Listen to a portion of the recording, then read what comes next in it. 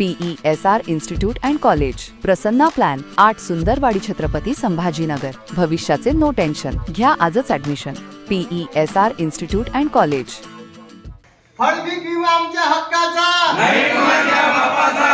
फळपीक विमा आमच्या हक्काचा, नाही कुणाच्या बापाचा। आमच्या हक्काचा फळपीक विमा आम्हाला मिळालाच पाहिजे।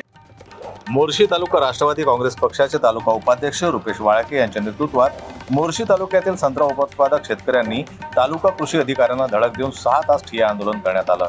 जिल्ह्यातील संत्रा उत्पादक शेतकऱ्यांच्या खात्यात पुनर्रचित हवामानावर आधारित फळपीक विमा योजना 2024-25 चा परतावा ताबडतोब व्याजासहित शेतकऱ्यांच्या खात्यात जमा करण्याची मागणी यावेळी करण्यात आली।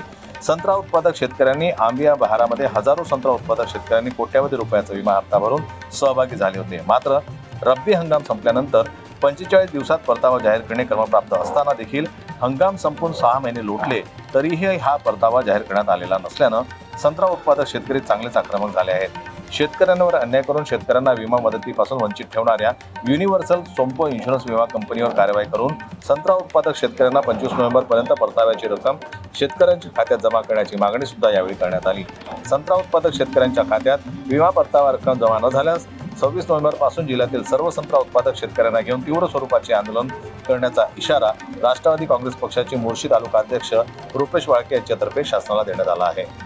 जनमत लाईव्ह न्यूज करता सोमेश्वर शाणे यांची रिपोर्ट, मोर्शी। मराठी बातम्यांसाठी जनमत लाईव्हला लाईक करा, सबस्क्राईब करा आणि बेल आयकॉनला दाबायला विसरू नका।